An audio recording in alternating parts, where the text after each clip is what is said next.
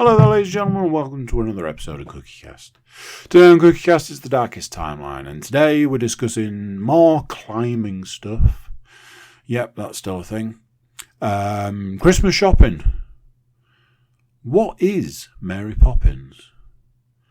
And being cold. There are TV, movies, games, and VR if you want to separate it out like that. There's plenty of entertainment stuff this week. So check that out if that's your thing. Before we get started, please do consider like, share, subscribe and comment. Leave a review where you can leave a review. And the big one, the one at the top of that list, is share the podcast around people. Please just put it in people's hands. That's the main one. Right, let's get started. Here we go. This is CookieCast, the Darkest Timeline.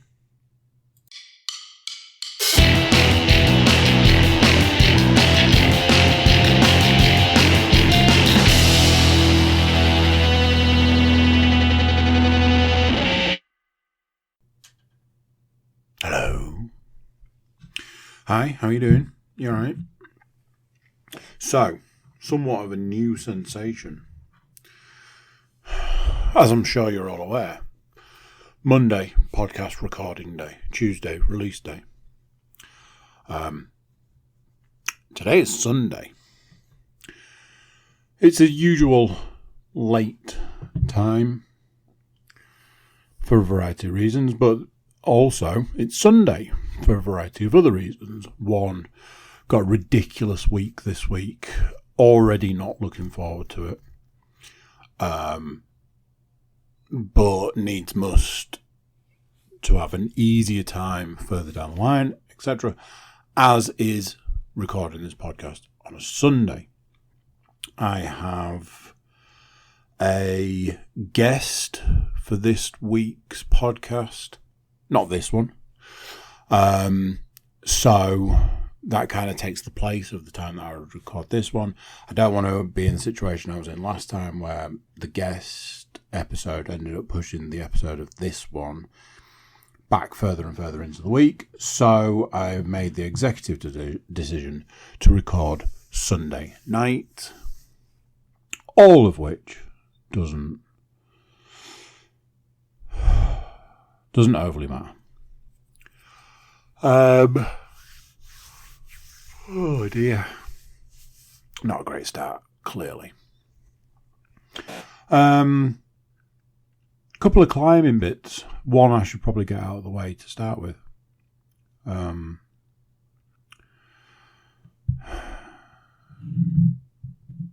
Had a thing at climbing on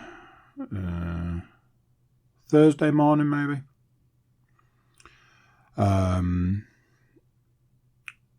So, as is often the case, you start the day with a conversation like, what are you doing today? Oh, what are you doing today? What are you going to try and achieve today? And I'd kind of had it in my head that I was going to try and do some things that I'd never tried before. Like, I'm always saying, I can't do this and I can't do that and I can't do the other. More often than not, something ends up happening where it results in me being shown or proven or told otherwise. So I'd kind of thought, oh, well, I'll turn up and I will attempt stuff I've never done before. Mentioned this to Ed in the fact that he said it to me first.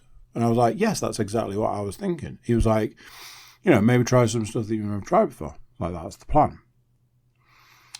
But I like to get warmed up, especially at the moment. We'll come on to how cold it is. But especially at the moment, it's very important for me to get warmed up before doing any climbing. Before I'd even got through my warm-up, Ed's like, what do you think to this? What do you think to giving this a go? This is something you've never tried before because of what it is. So there's a variety of different things. You've got walls that lean back. You've got walls that go straight up. You've got overhangs. you've got walls that lean back, I think it's 35 degrees and 45 degrees. And then you've got these other walls that start flat, low down, and then they come back out on themselves, and then they go... Like, imagine if you put a hexagon on a side against a wall. So they go back towards you, and then they go up, and then they go back towards the wall, and then they go up, and then they go out, and straight up, and back. It's like 2 hexagons. And I'm like, I don't like the feeling of hanging when I'm hanging on my own sort of power. It puts an additional strain on the body, and I've been dealing with some difficulties with my body anyway. And then you've also got the climbing aspect, and then you've also got the fact that you're hanging, and you know, there's a lot that goes into one of those climbs. But he was right in the fact that it was, as far as I was concerned, above my ability. And he was he kind of said to me, like, you said you wanted to do something that was out of your ability, or something you haven't tried before because you think it's outside your ability. This is it. This is a good example. And he showed me what to do, and I was a bit like, fine. You're right, actually. We've both said I need to be doing something that I wouldn't normally do. This is a prime example. You are correct. Let's do it. So I had some difficulties like getting on the wall. It's not my usual start. It's not the usual way I go about it. It's just not usual for me. So I had a little bit of trouble getting it started. Once I got it started, I then managed to do it first time. If you climb a route first time, you have flashed a route. I have to make jokes about the other form of flashing. And there was a lot of, see, you know, you managed to do that first time, no problem. But. And I was a little bit like, it was a kind of one of those, like, you were telling me to do it, so I did it, rather than you were telling me I should do it and I couldn't. It's a little bit of a different terminology. Kind of hard to explain unless you know what I mean. I know that's how explanation works. So that was that. And there was that part of me, you know, inside. I was proud. I'd achieved something. For me, a lot of the times, I can kind of take the day off at that point. There's a little bit of me that's like, I can go home now. I achieved something outside of my comfort zone, outside of anything that I would have ever thought able. I can say I am done for the day and walk away. However, that's not how it works when you've got 40 minutes of the day left. So it's like, okay, well, you've done that one. Let's do the next one along. Let's try the next one along. Get on the next one along. Well, he shows me how to do it. I get on the next one along.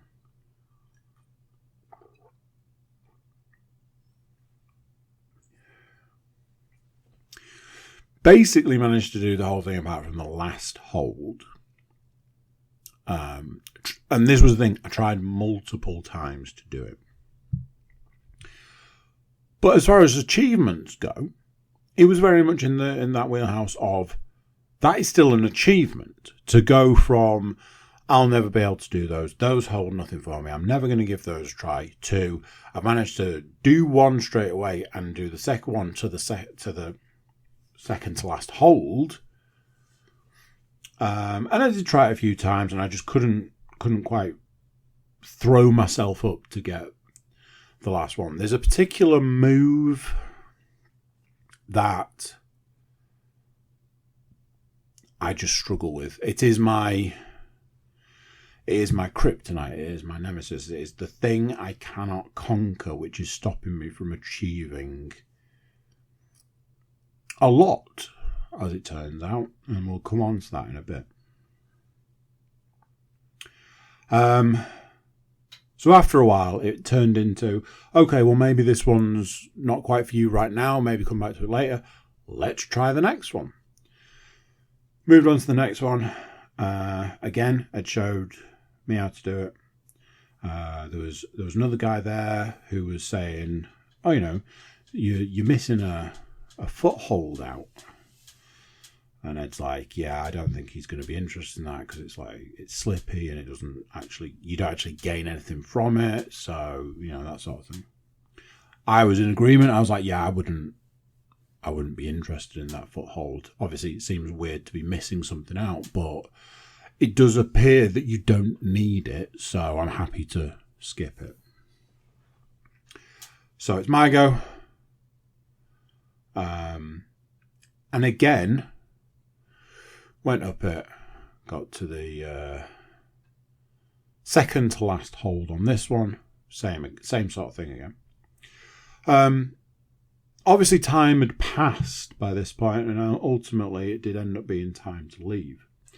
But it was an achievement. It was something I'd never done before. I've been through that stuff already. Something interesting that was highlighted to me was, if you ever think that you're not progressing, there is a tangible piece of evidence to suggest that you are. And I was like, cool, fantastic, wonderful. I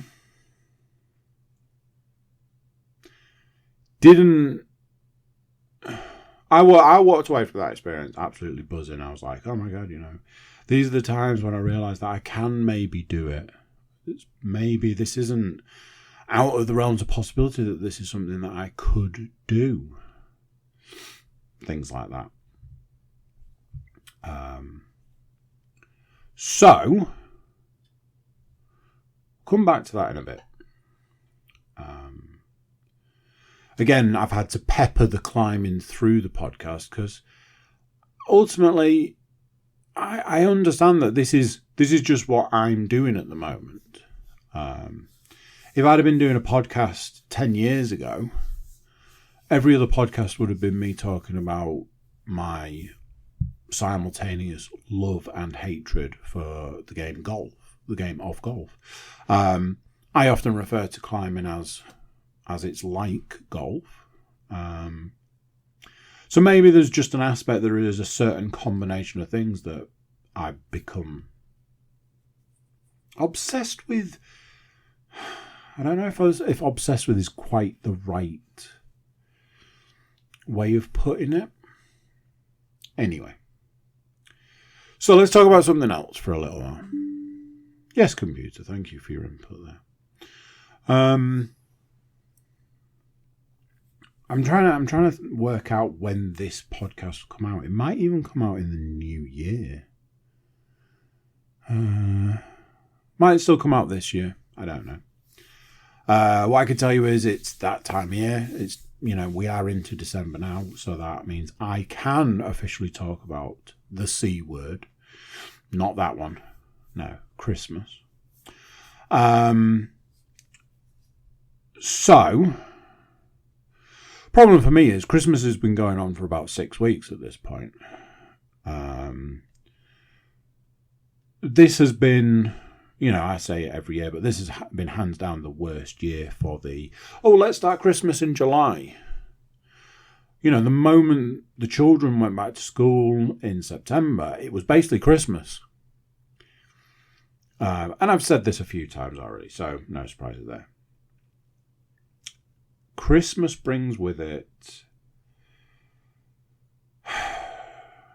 in some ways, Christmas brings with it nothing good. And what I mean by that is, at certain times, there's more traffic on the roads than you can even comprehend. I drove home from work on Thursday and couldn't work out why it was taking me so long to get across town.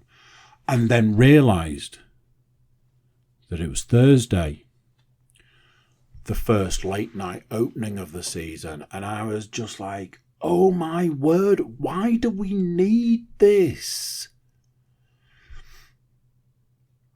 So, everybody's miserable. You go out into the world and everybody's miserable. I was explaining to one of my children the other day that this time of year is the worst time of year for accidents. And my daughter was like, because of the road conditions. I was like, no, you would think so, but that's not the only reason. Like, too many people aren't paying attention because they've got too many things on their mind. Too many people are rushing when they don't need to be. Too many people are too impatient for the reasons I've just given, and that's where accidents happen. So being anywhere on the roads at any point in time is a nightmare at the moment. Being out in the world, also awful, and generally dealing with other people, pretty awful. Like, God, you go into shops and it's this mentality of, you're going to take the thing that I need. So you've got that across the board. And I mean, really? Does anybody need anything these days? I do think we may have reached a point where I don't know if we need anything. So, if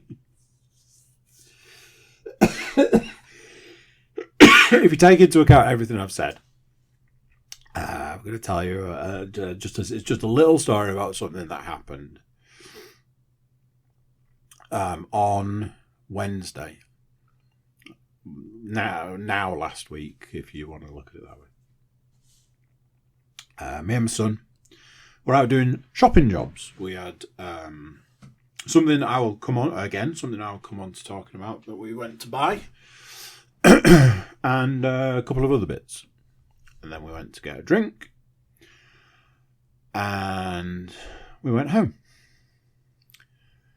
In that process, something happened.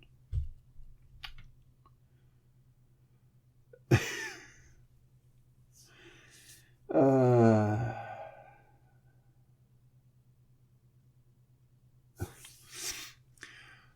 said to my son, I was like, let's go back to the car and put the shopping in the car so that when we go and get the drinks, we don't have to worry about carrying these big bags and these big boxes.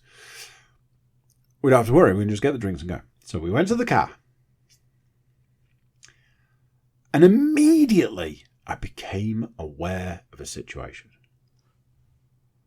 I don't know why. I don't know what made me aware of it. But I was aware there was a situation. There were cars in places there shouldn't have been in a car park that's particularly small. I was like, what is this car doing? What is this car doing? What is that car doing? I was like, unless they think I'm leaving and they're waiting for my space, it doesn't bother me because I'm not leaving, so you can't have my space. So that's kind of that. So I put the bags and the boxes in the car. And I'm like, there's definitely something going on here.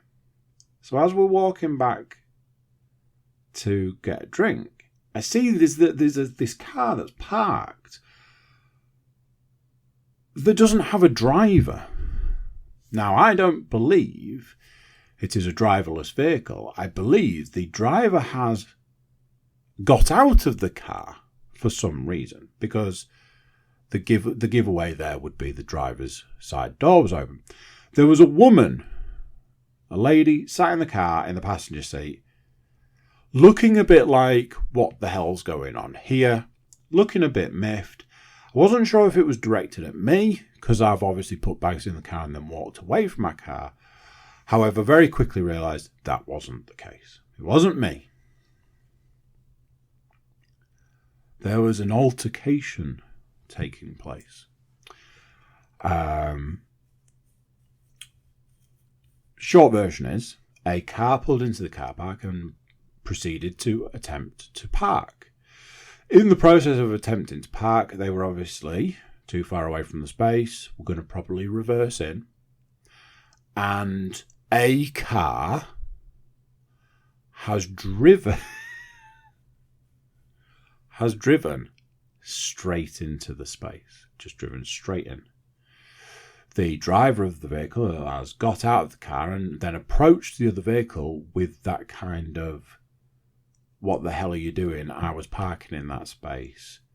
Can't you see that I was about to park in that space? That's my space. You need to leave the space. Can't you see that I was attempting to park in the space?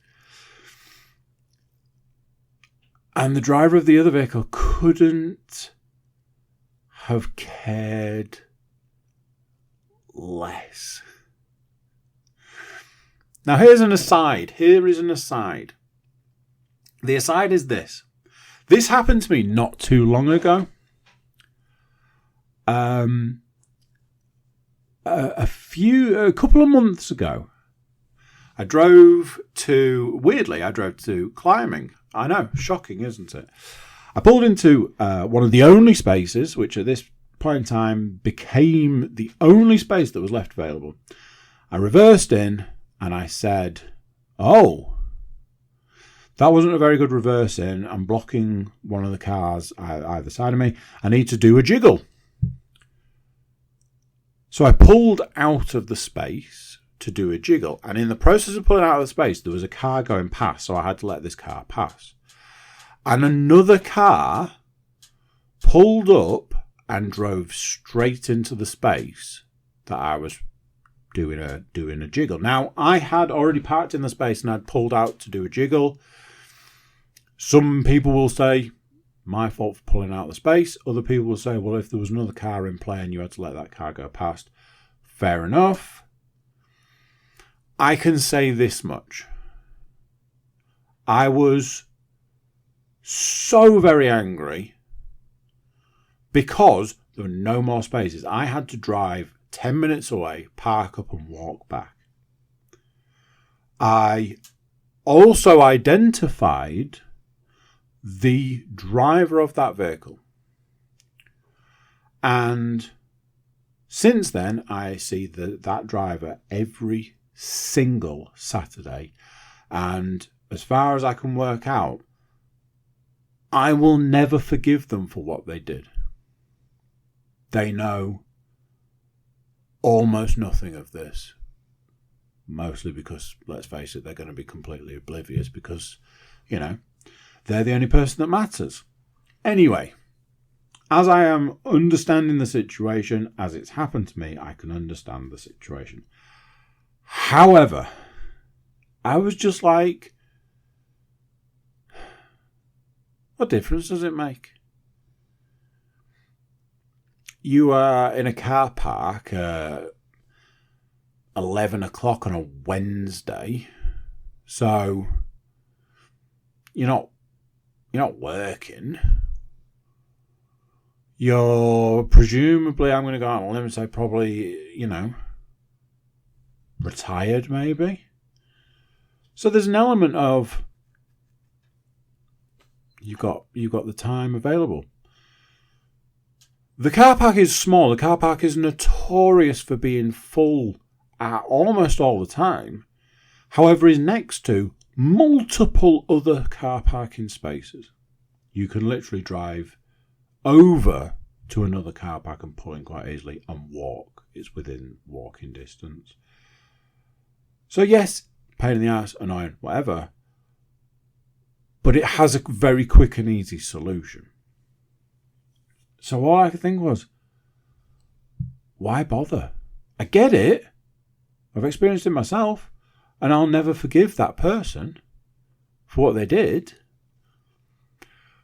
But I was just like, why bother? Why bother getting out? Why bother going and speaking to this person who just doesn't care? Just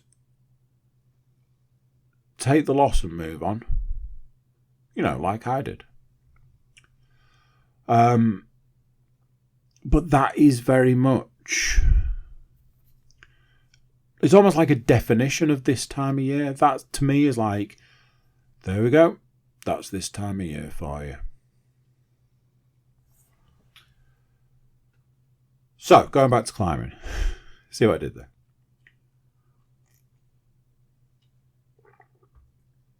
I went Wednesday and Thursday. We were all in agreement that on Friday they were going to change the walls.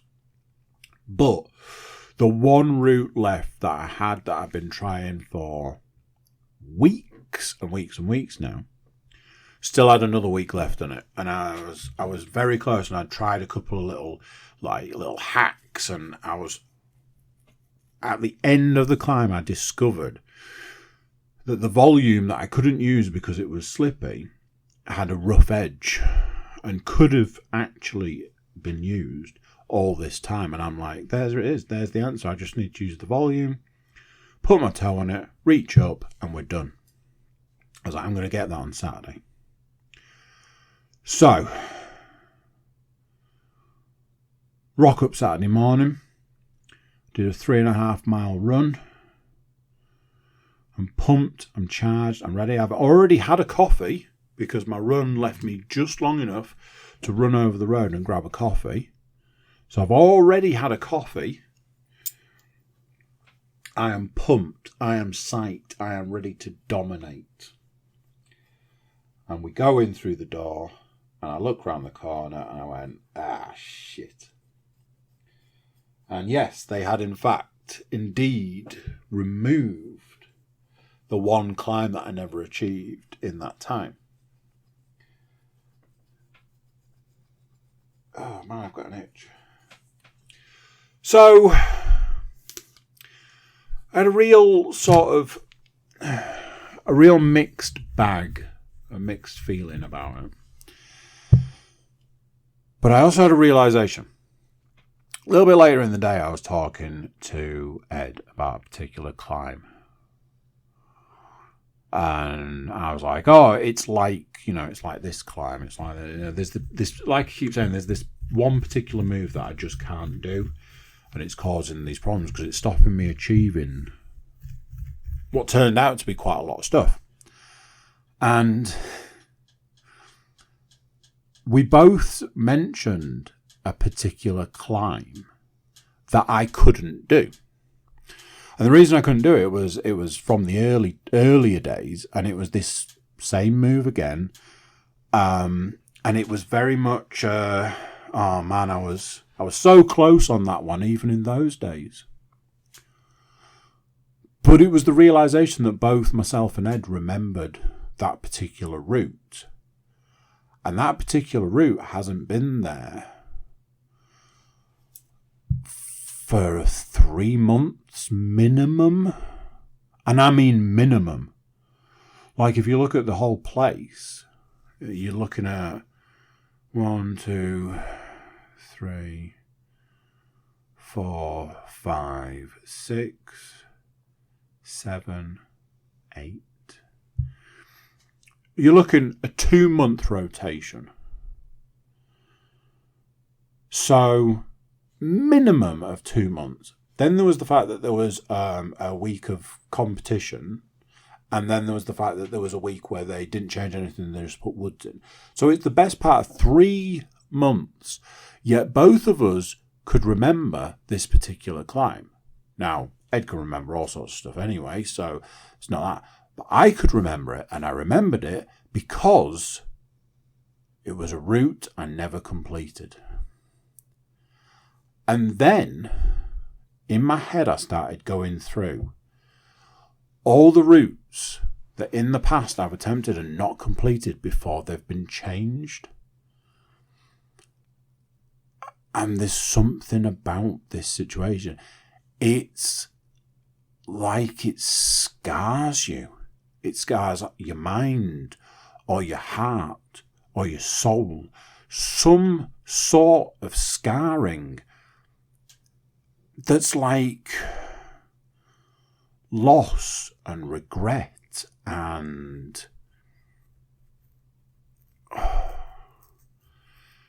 it's the weirdest thing.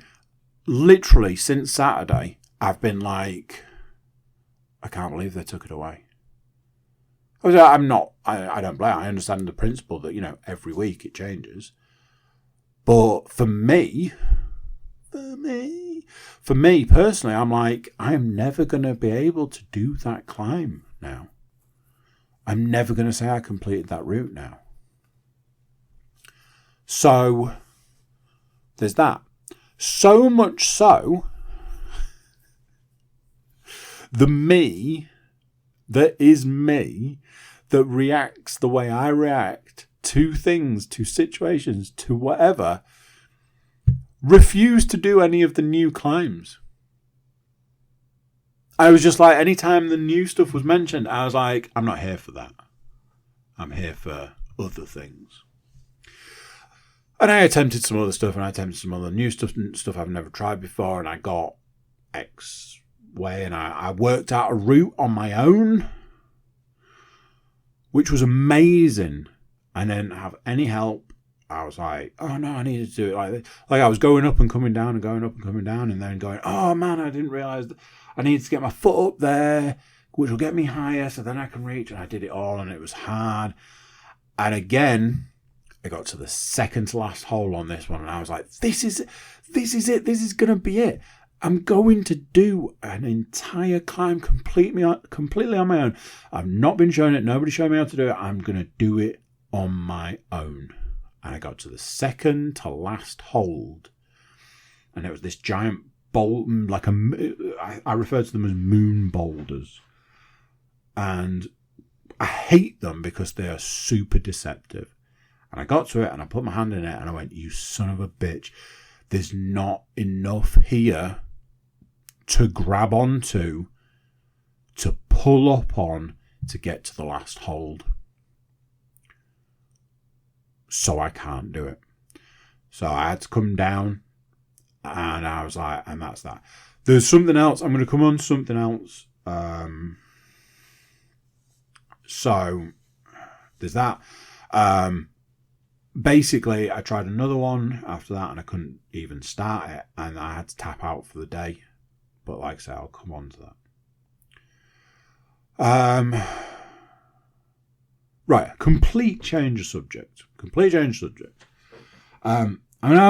going to be a rhetorical sort of thing, because you can't answer me unless you write in, send me a message or whatever. You can't answer me now. So, my daughters have been working through, the two of them. They've been watching the Mary Poppins films. They watched the original, which they all enjoy. I've been watching the new one. I quite like the original Mary Poppins in that sort of vein. I've never bothered with the new one because I'm funny with stuff like that. They've been watching it. They've got a little bit left of it to watch. And my youngest daughter was like, can I watch Mary Poppins too? And I was like, no, because you're watching that with your sisters. So I was like, you can watch the first one again if you want. Oh, yeah, I'll watch the first one. All right, cool. So we sat down and I put it on and we were watching it. And obviously, when you've got kids, you put films on and then you just wander off. You go and do jobs. It's an opportunity to get stuff done. So a lot of the time, I don't see the films. Sitting down with a child to watch a movie is a different thing. So I was like, what is Mary Poppins? Is Mary Poppins a witch? And like, all the things that she can do is, she can essentially fly, at the very least float. She can make, like, inanimate objects move. She can transport all of them into that painting world. What is she? She's a nanny, and she's a great nanny, and she can do all of this stuff. Bearing in mind, another thing is, she's this great nanny, but she was on the brink of getting fired pretty much through that entire film, wasn't she? I didn't see all of it.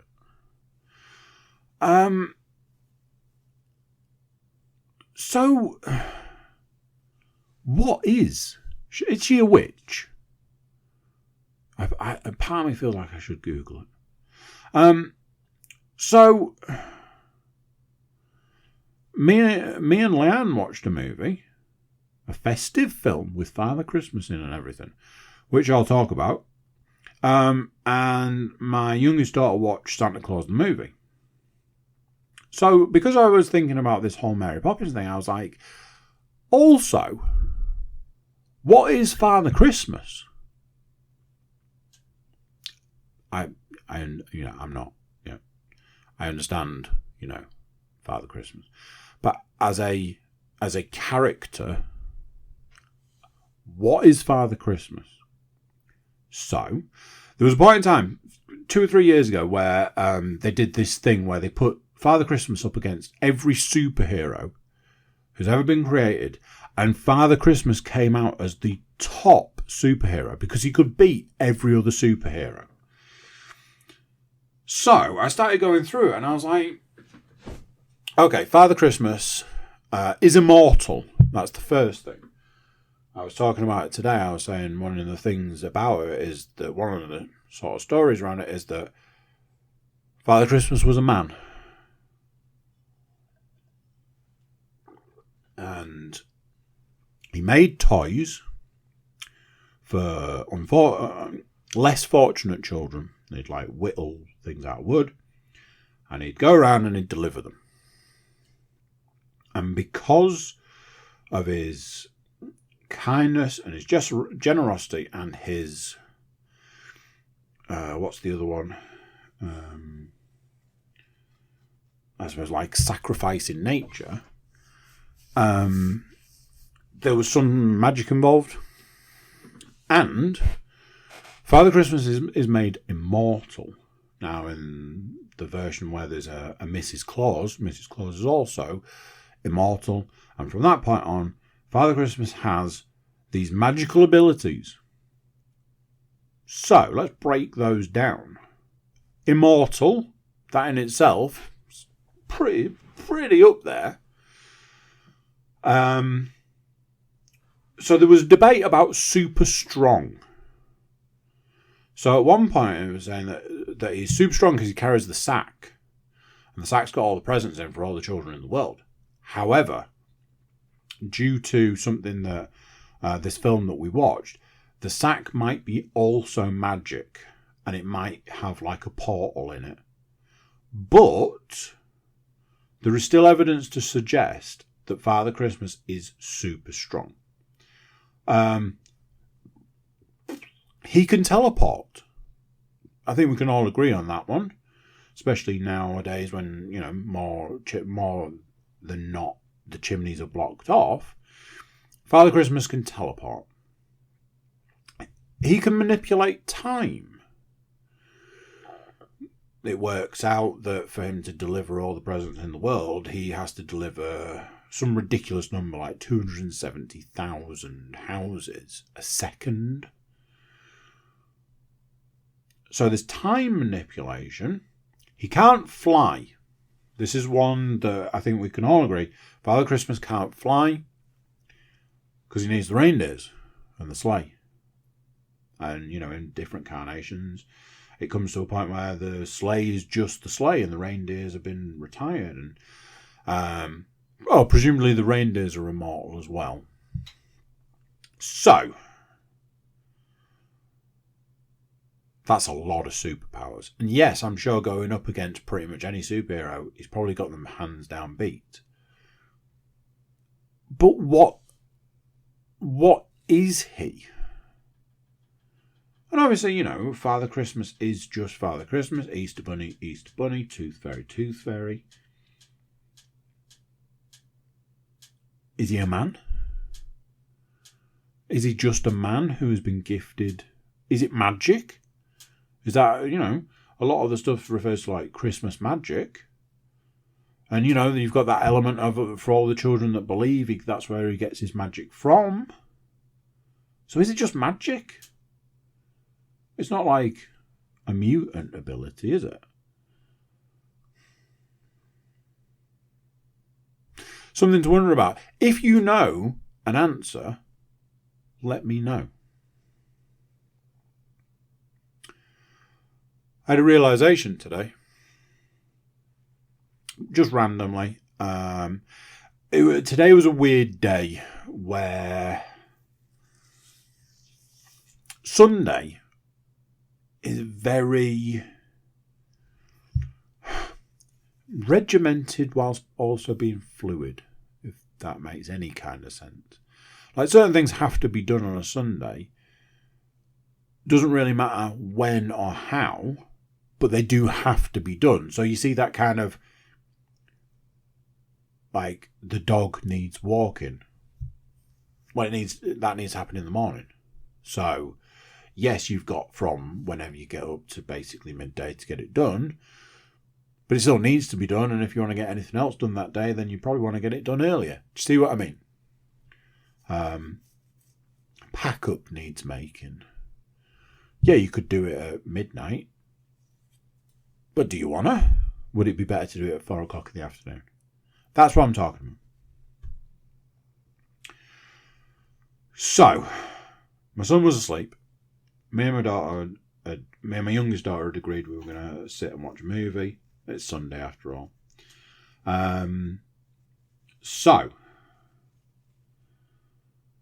my daughter sat on the sofa, blanket, TV on, How Strange Dragon 2, boom.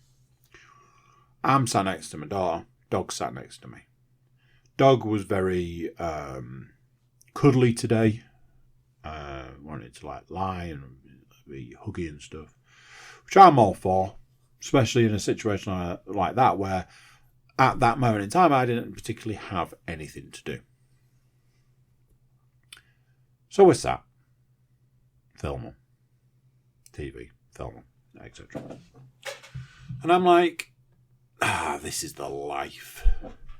I've got child on one side, dog on the other side, sitting on the sofa, watching a movie.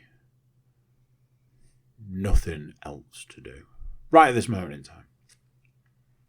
And this realisation hit me. That as humans, as a human species, our absolute peak, once we've reached the pinnacle of human existence, it is to do nothing. And there was a part of me that was kind of happy and sad all at the same time. So, let me explain. I'm sort of half laid, half sat. I'm rubbing the dog's chest because he's laid back on me. And he's all like, rub me. And I'm like, okay. And I look across at my daughter and she's happy watching a movie. And I'm happy and the dog's happy. We're just sort of laid there and I was like, this is the best. But the aspect that was the best was the not having to do anything. Largely, the rest of the time, there's always something that needs doing, isn't there? Working and house jobs and bill paying and etc, etc. So I'm like, like in gangster films, a variety of different, I'm not talking just like mob movies. I'm talking like, you've got your British gangster movies, obviously. There's always that talk, isn't there? There's always the talk of do the big score, do the big job, leave the country with all of your millions, go to a non-extraditional country and all that, and then lie on a beach drinking fruity drinks that are brought to you by, whatever, and just do nothing. And that is it. That is the peak of our existence. To reach a stage in life where you can do nothing. I'll give you another example. More often than not, when people talk about like holidays, like the ultimate holiday is lying on a beach, reading a book, drinking a fruity drink, doing nothing. Lying on a sun lounger, soaking up the sun, drinking a nice drink, doing nothing. And I know that there are those people out there who's like, well, my ideal holiday would be a hiking holiday. Or my ideal holiday would be a whitewater rafting. My ideal holiday is, going on a cruise. But even that, ultimately, the tip of the spear is to do nothing. Our absolute peak as humans is to do nothing. And that's one of the two things off the back of that. One, why is it then that we just drive into our lives so much stuff? You've got to go to work, you've got to pay the bills. And when you're not working, you're going to do all these other things. And when you're not doing those other things, you've got to be thinking about going to work. And there's sort of the chains that bind you to life. Maybe that's why that is the thing that we crave the most, doing nothing. It's a strange realization to have. Let's put it that way. It is very much winter at the moment. It has snowed for a couple of days. Not snowed for a couple of days. It has snowed at a couple of points over the last couple of days. And it's the 2/3 time it snowed in the last week. Nothing drastic, nothing major, but it has snowed. That is just to signify how cold it is. There has been a shift in our house.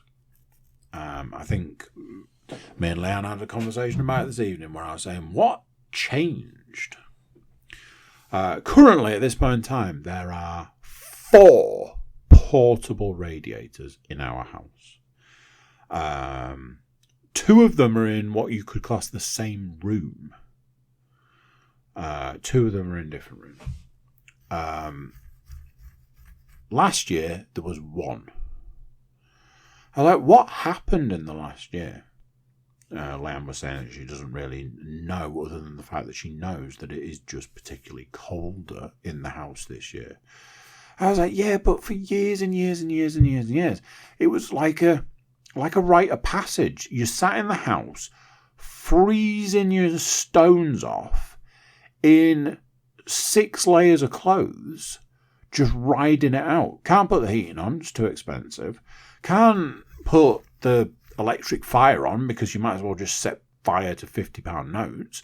So you just had to wear 3 pairs of socks, your slippers, thermal leggings and trousers, an Under Armour, a t-shirt, a jumper, and if necessary, your coat, wrist warmer, gloves, hat, and if you feel particularly spicy, a scarf.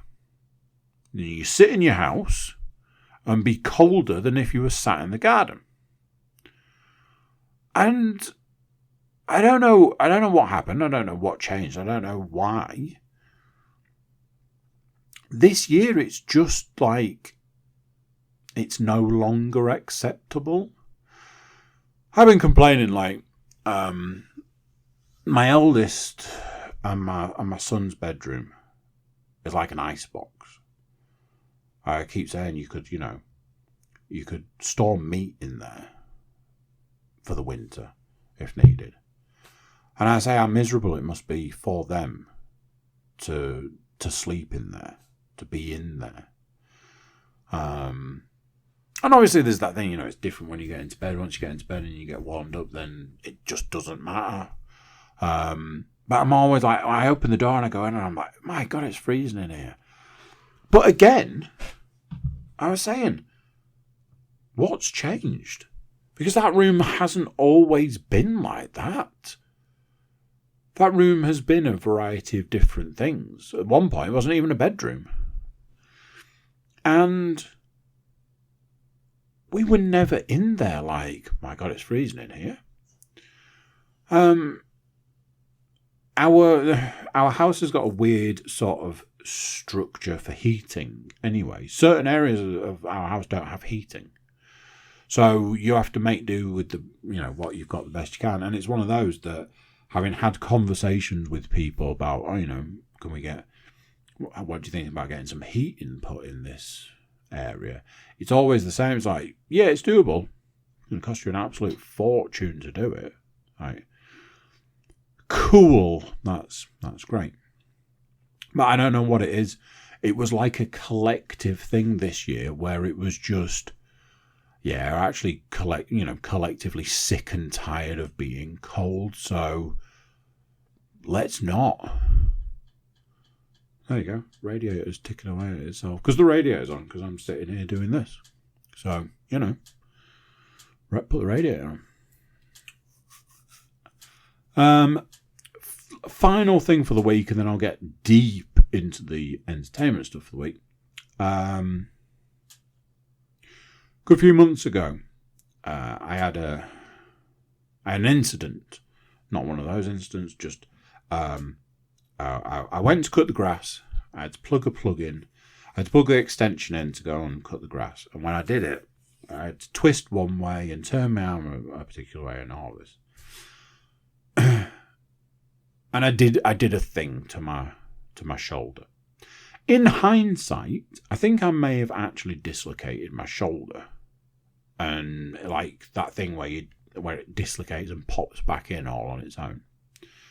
And it was really bad, and it was quite painful for a few days afterwards. And it took me a while to work out what I'd done.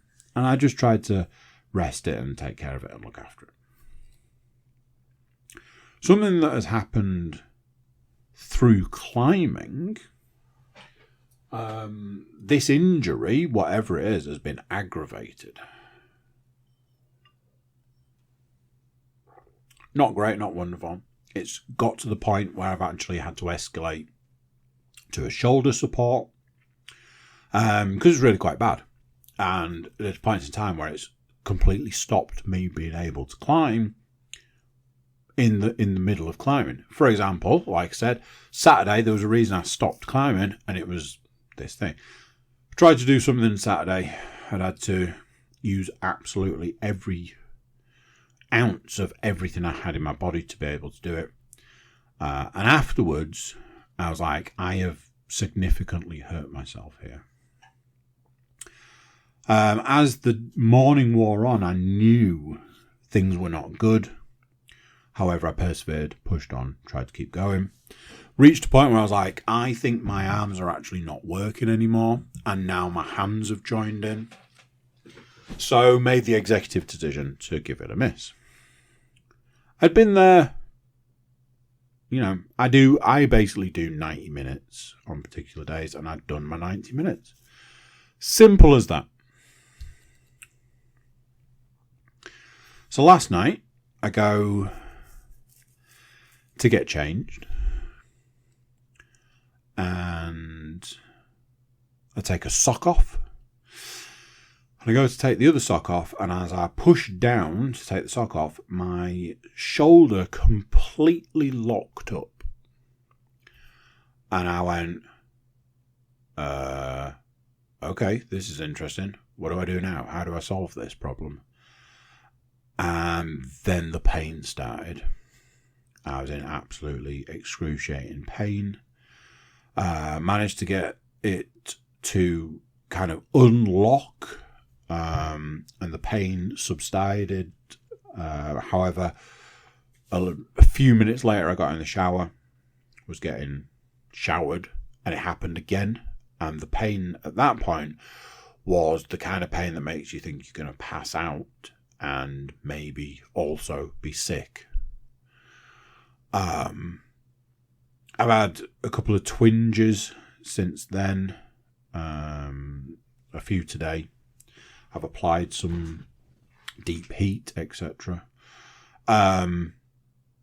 But it's one of those things that's obviously becoming a bigger issue as time goes on. Today, something happened today where I was like, what exactly is this? Is this like some sort of warning sign or something? There's a point today where every previous injury that I've almost ever had all started hurting at once. So the back pain that gives me the sciatica started.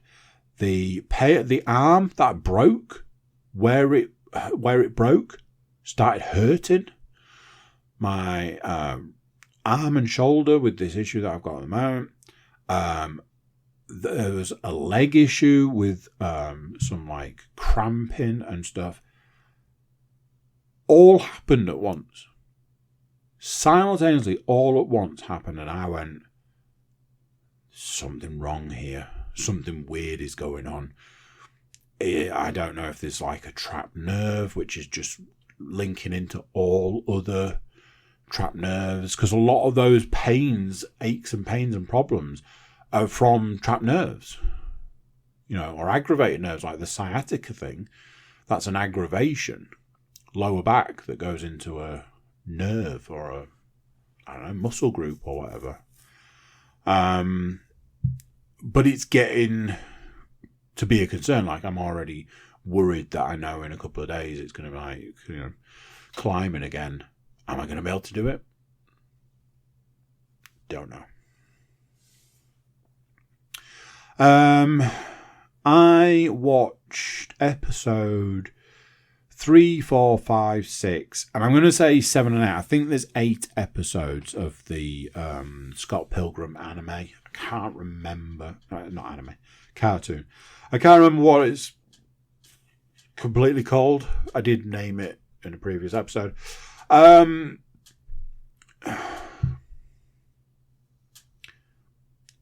Just a bit strange. The first episode, I'm like, okay, so we're doing the movie. Basically, scene for scene, we're doing the movie. And I was kind of okay with that.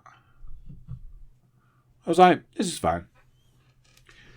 Right at the end of the episode, they changed it. They changed what happened in the movie. And I went, okay, so we're going to do something original. I'm also okay with that. I'm also fine with that. No problems. Here we go. So that was that.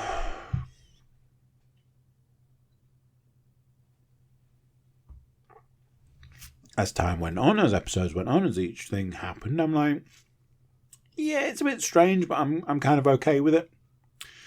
And then it got into like what's kind of the reveal. It revealed what had actually been going on all this time, who some of the the secret characters were, and all this and the other.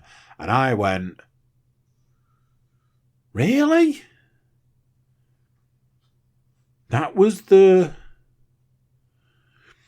best option you had? That was the best option you could come up with. That was you ran it past other people, and other people went, that's absolutely the answer. Because it doesn't feel like it. The whole thing is just weird. And I think realistically you've got two versions of weird. You've got good weird and bad weird. And I think it fell more into the category of bad weird. It was just a strange choice. It really was a strange choice. Almost to the point where you kind of wish that they just hadn't bothered. Basically. It felt a little bit like, why have we done this?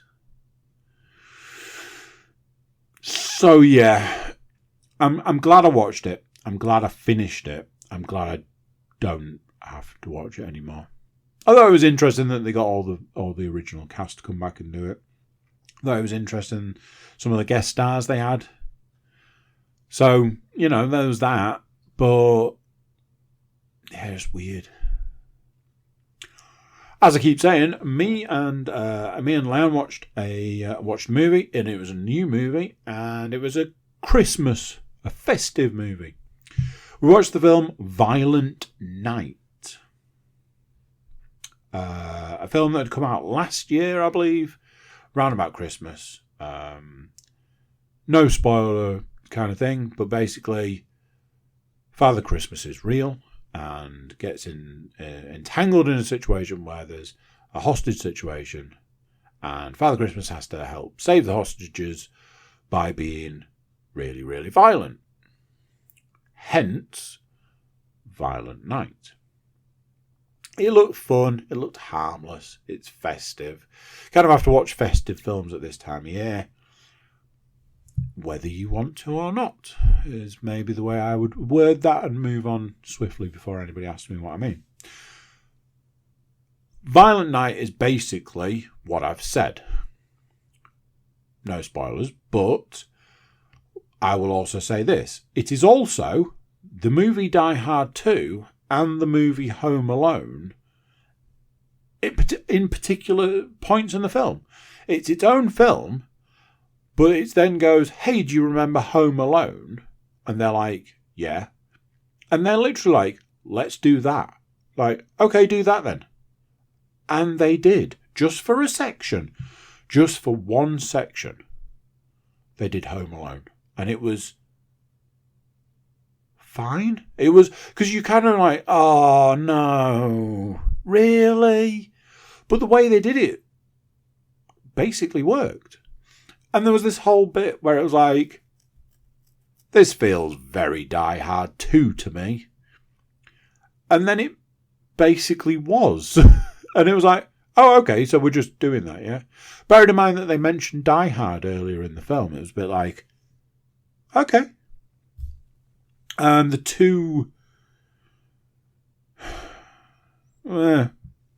two main guys, the person playing Father Christmas, David Harbour, got a lot of time for him. The main bad guy, John Leguizamo, got a lot of time for him. I do feel John Leguizamo basically just plays himself at this point in time. He just turns up and they're like, can you do you? And he's like, sure. Beverly D'Angelo was also in it from National Lampoon. I don't know how to say it other than hasn't aged amazingly. The surgery, one of those where the surgery's gone way too far. I really did enjoy it. It was an enjoyable time. There was a couple of things in it. No spoilers, but what I will say is Father Christmas, Santa's origin story. I was like, yes, nice. I like that. Also, pretty sure that Father Christmas was portrayed as a character that appeared in American Gods. I'm like, are they doing that character? Because that's awesome. So there was that side of things, and it had just the right amount of humour. So yeah, it was a big tick. It was a big tick in a box for me. I'm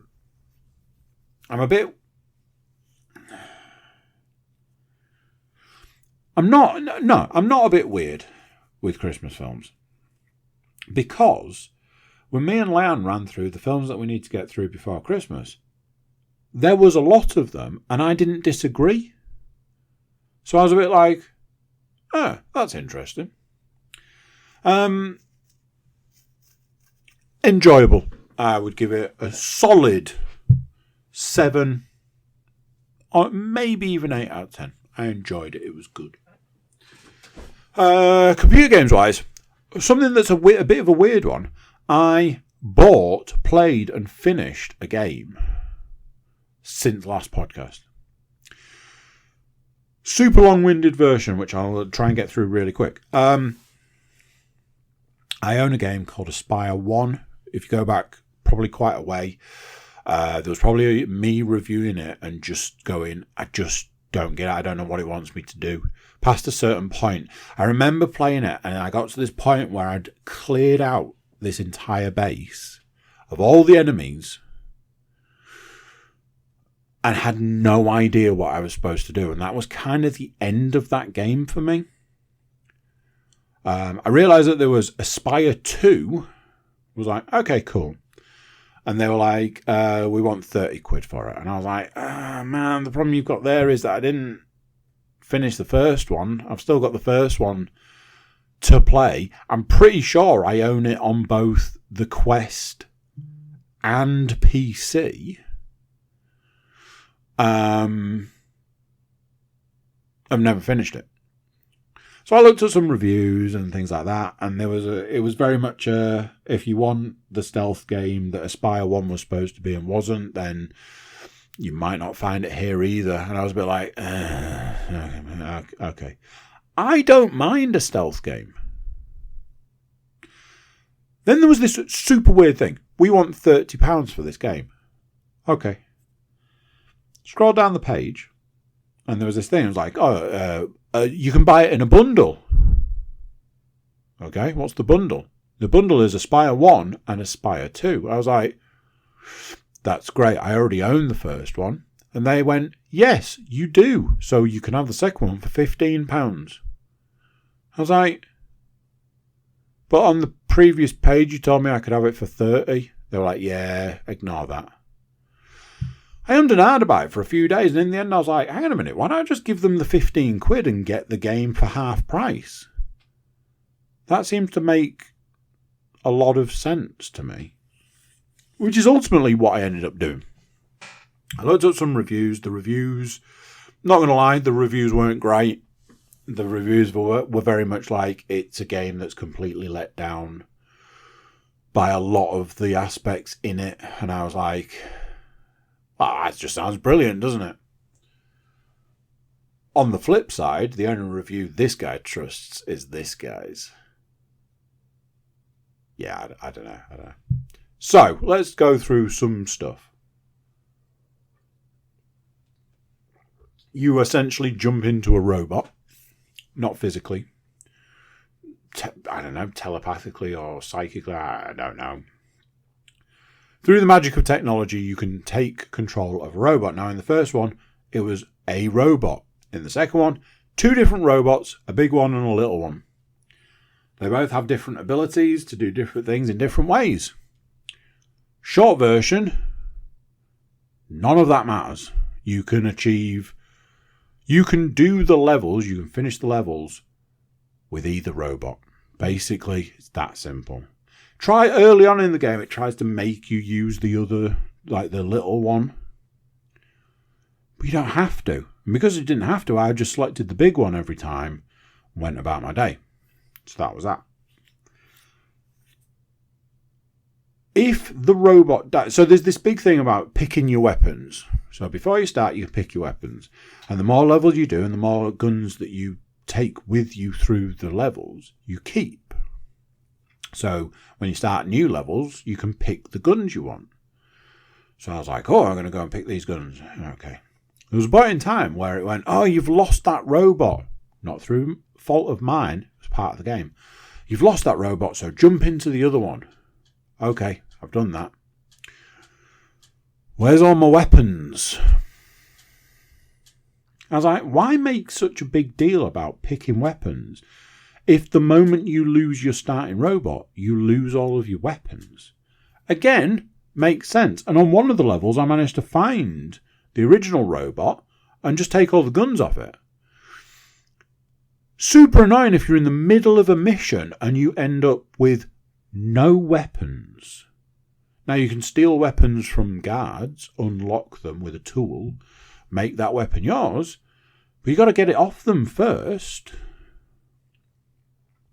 Another super annoying thing that this game does is you'll try and grab stuff, like you'll try and grab a clip to reload your gun, and you end up grabbing the gun that's on your chest. It's like, I don't want that gun, I want a clip out of the bag. You'll go to grab a ladder and end up pulling your pistol out of your side holster. It's like, I didn't want that. I wanted to grab this ladder. So yeah, the grab was super sensitive and also not at the same time.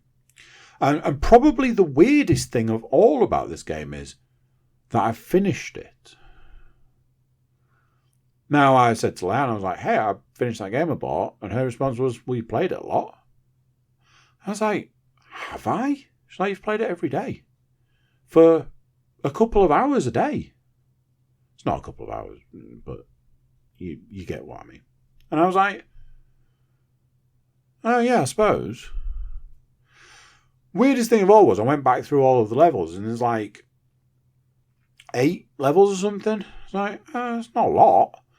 But when those levels take, like, say, an hour or so to do, you're like, okay, maybe that is quite a lot, in a sense. One thing I will say is this. The game is designed purely as a stealth game. It gives you all the tools of a stealth game.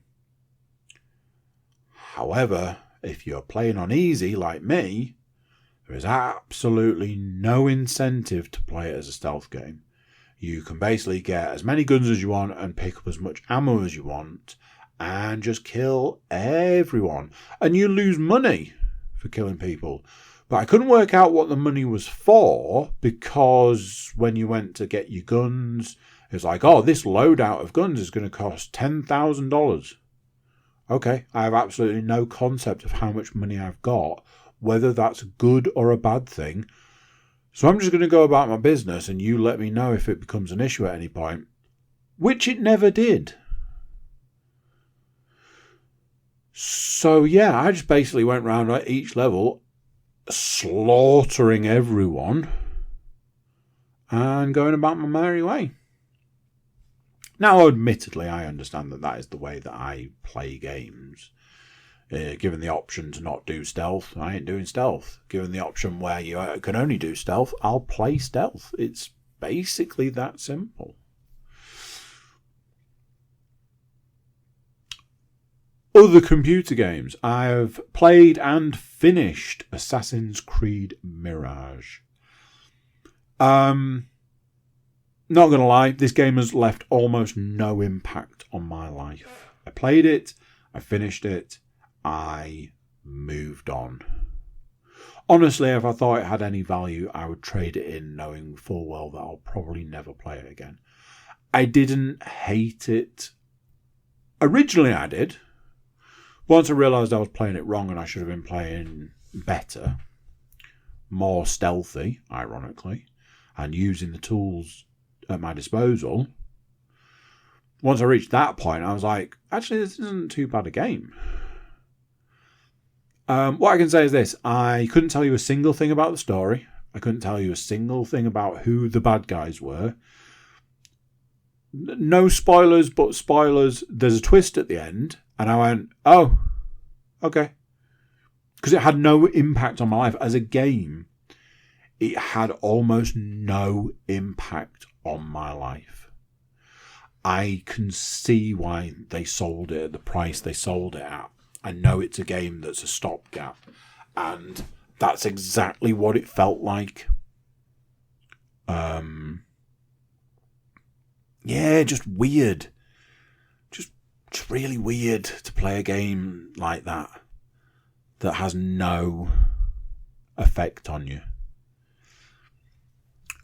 Because I finished it, I moved on to, I've got this little pile of games.